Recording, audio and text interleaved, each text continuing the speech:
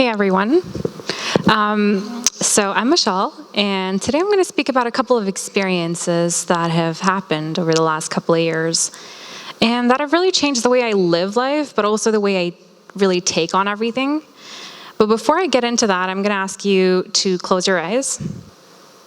Okay, take a deep breath. And think about something that you really want. Could be a goal, it could be a challenge. If you're working, it could be the next job position. If you're in school, it could be a college that you really want to get into. And think about all the challenges that are in your path right now that are stopping you from getting there. Now hold on to that thought. I'm going to kind of take you back to a couple years. It was 2008. So I was born and raised in Saudi. And as you can imagine, life is very different. I went to a pretty regular school. We didn't have a lot of extracurriculars or activities, not a lot of resources, in fact. And as a kid, I was just so frustrated that there were so many things that I wanted to do, and there was no way to do them. There weren't any outlets, there weren't any organizations that were helping younger students, especially in schools, even worse if you were expats. Like, there just really was not a lot going on at that time. And so I remember I was in grade 8, and every weekend I used to read this magazine called Young Times. Now, they stopped it, so I don't know if a lot of you remember it, but they had a print and an online version. And every weekend I'd go with my mom and dad, and I would get a copy, and I would actually, that was my favorite part of the weekend, was getting a copy of the Young Times magazine. And I decided one day, you know what, I am going to send them a short story. And I loved writing. I've been writing since I was in grade 3. It obviously started off with grade 3 vocabulary, as you can imagine, with the B's and the D's that are turned. So I wrote a short story, and it was about a futuristic story about how Harry Potter had become a classic series. And it was someone kind of reminiscing on older times and thinking about it. So I wrote it down for a couple weeks. I kept thinking about should I not? Finally, I decided to email it to the editor of Young Times at that time. And it was probably the most scary moment in my life, because I thought, here I am, I'm a 12-year-old kid, I have never written or been published before, and I do not know if they're even going to accept my story, let alone take it seriously. So regardless, I sent it through, and no one around me was there to guide me, because no one around me, or even people that I knew, weren't really into writing. It's not something people took seriously. Media was, again, a very foreign concept. And it was just one of those things where I just didn't know who to ask for help or ask for guidance. And so it was one of those things where I was confused, and I just thought, okay, what's the harm? What's the worst that can happen? They ignore it, and, it is what it is. I waited a couple weeks, and one day I saw my name on an article on the website.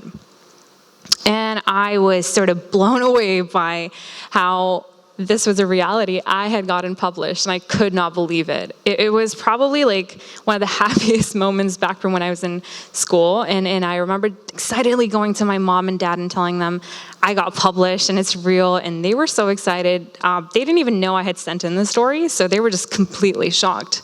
And it was a very important lesson that early on that they had tried to instill in me and my siblings, which was, it doesn't matter what's around you. It doesn't matter if you don't have the best resources or you're not going and getting the best things that are around you. It's what you make out of your situation right now. And so taking that lesson, I applied it to writing and just got the first time that I was published. And then after that, I just started looking at other publications and sending in my poems and my articles and just stories and whatever I felt like was relevant to the publication. Now, as I grew older, obviously things started changing a little bit. But that was the first key lesson that I learned, was it's about thinking outside the box. It's about finding an alternative solution. And it's something that I've thought of every journey that I've had, whether it was in college or now in my work life. That's one lesson that I have taken to heart, is to make sure I don't just think about what the situation is right now. I try to kind of think around it. The second one is, that's a more painful story, I want to say. So I completed my bachelor's a couple years ago in computing security, and because I had such a boring school life and I really didn't have a lot, I was fascinated by university. I went to a college here. It's actually in a couple streets, I think, across from here. It's RIT. So I went to university, and it was the first time where I realized there are student clubs and student government is a thing, and the management is going to take you seriously if you advocate and ask for stuff. And so I wanted to make the most of it. And so what I started doing was from my first week, I think I took a week to adjust, and after that I signed up to almost all the student clubs. And of course, what was realistic at that time, and really became an integral part of the student government. Because I realized I was finally getting an opportunity. I was so grateful that I was getting a part to bring change on campus and off campus, and it just felt like this was my chance to make the most of it. I don't think I felt as grateful, and it was kind of surprising that other students wouldn't take these things seriously. But I knew everything else didn't matter, but this was the thing that I really wanted to make the most out of. So for the next 2 years, I would spend a lot of my time, or most of my time, and energy into student government and really working to solve problems for students, and then really advocating for the student body. Now, what happened at the end of 2 years is I had some medical I had a bit of a medical history, and so I ended up having a surgery. And this was close to my finals at the end of my second year. And so I remember taking, I believe it was 15 to 18 days just to recover, and I came back to give my finals.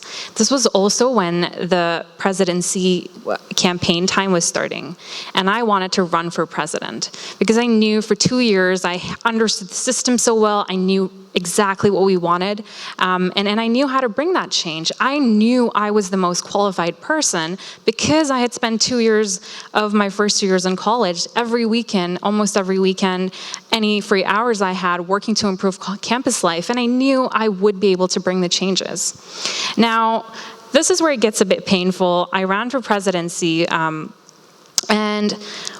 a very sort of shocking thing happened.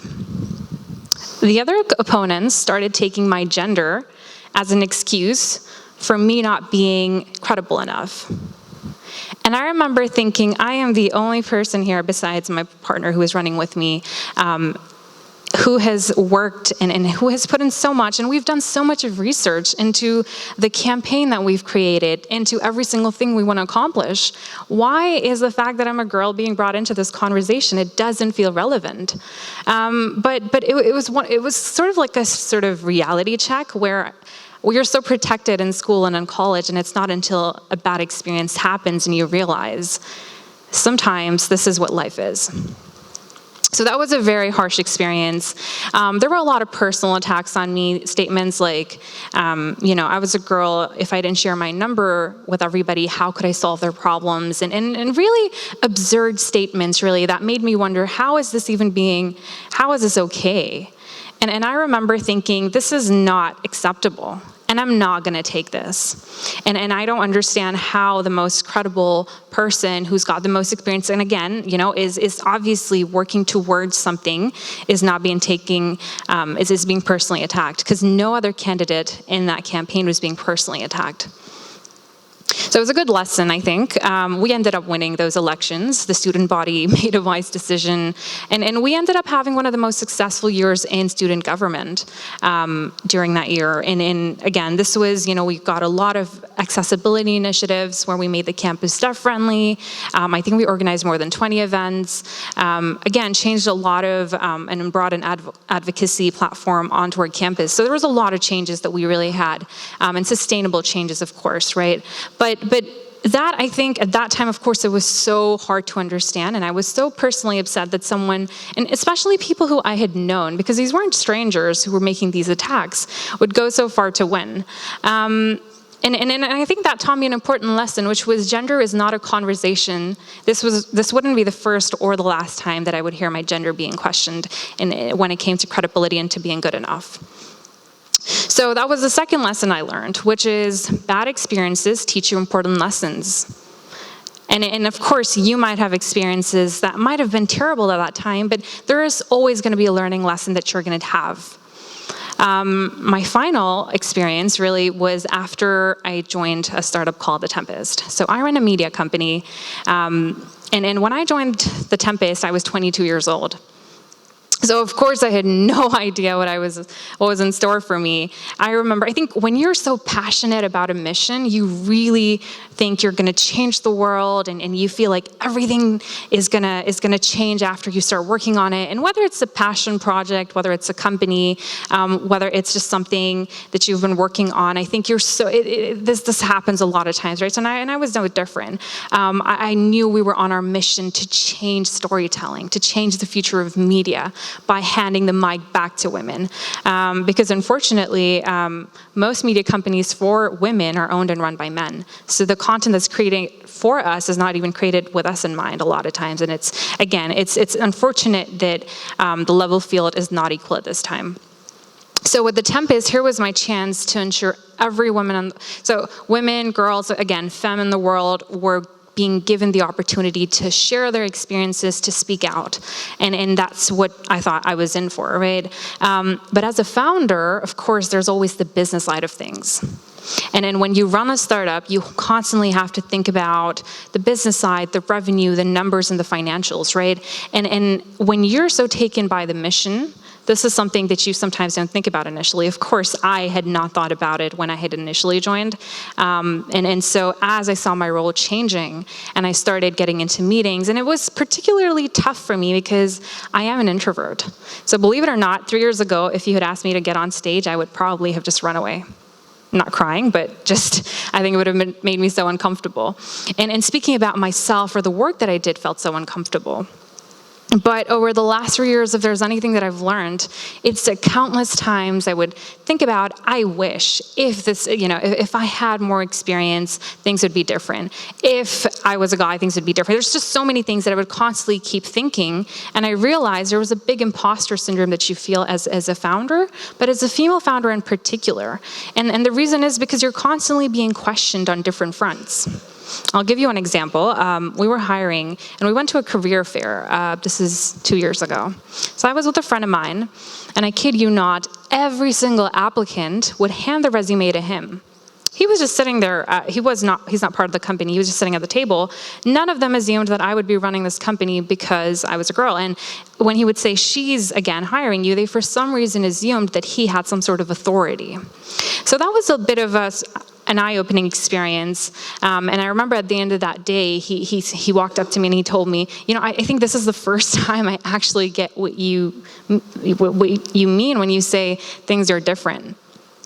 And again, this is happening, this is 2017, 2018, so it's not like years and years ago. But when it came to female founders, the sort of level ground, it's not equal. If you look at the economics of it, right? In the US last year, only 2.2% of female founders raised investment out of $100 billion in VC funding. 2.2% is a horrible number. In this region, female founders without male co-founders raised 3.4% of funding. So again, people can say that there's a lot of initiatives, but I think there's still a lot of work to be done. I think we need to start speaking about this, working towards things, and there's a lot of things that come into play, right? But the most important thing that I think as a founder is also when you're dealing in, whether it's day-to-day meetings or whether it's your daily operations, sometimes it's just asking for respect and demanding it. I cannot tell you the number of times I've walked into a meeting and people don't think I'm the person running the company. I've actually been asked if I was the assistant and when my boss would be coming in. And for some reason, because of my email signature, they assume my name is, so it's Mashal, which is a guy's name in Arabic, but the number of times that I've been actually asked that, or even sometimes it's being asked questions like, are you credible enough? Are your numbers strong enough, right? And our articles were read, I believe it was 45 million times last year. So we have quite a big audience around the world. And we've been working so steadily in the last 3 years to be taken seriously and to keep creating content and to change what media means, right? But there's so many experiences that really change how you are. And I remember in the start, I would actually be super nervous, and I would really pay attention to, what am I wearing? Are my shoes okay? Like, am I wearing jewelry? Am I not? Should I tie my hair back? Should I look serious? And it's because even if it could be something small, like not smiling, that could be taken as me being rude. And I've actually had that as written feedback when I was part of this startup class, and the feedback I got was, very rude. And the only rude thing was I hadn't smiled in the whole thing. I was just being serious. Not that I was being rude, but there are a lot of implicit and explicit bias that female founders have. And I think that was my final lesson, is there will never be a perfect moment for you. Right? I could talk on and on about how this is such a disadvantage, and how because of the stats and the investment numbers and the current landscape that I shouldn't do what I'm doing, but that is not a reason enough for me to stop. This is not a reason for me to give up. If anything, this is reason for me to stand up and say, I am here for a reason. And I'm here because I am credible enough.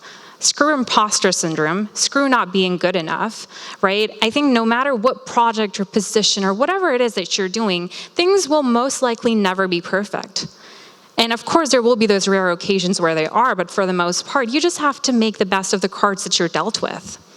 So whatever it is that you're doing, right, whether it's your personal life, whether it's your professional life, whether it's decisions that you have to take, I think that's how I sort of started changing my own way of how I looked at life. It was stopping to think about what the perfect situation would be and thinking, this is the perfect situation.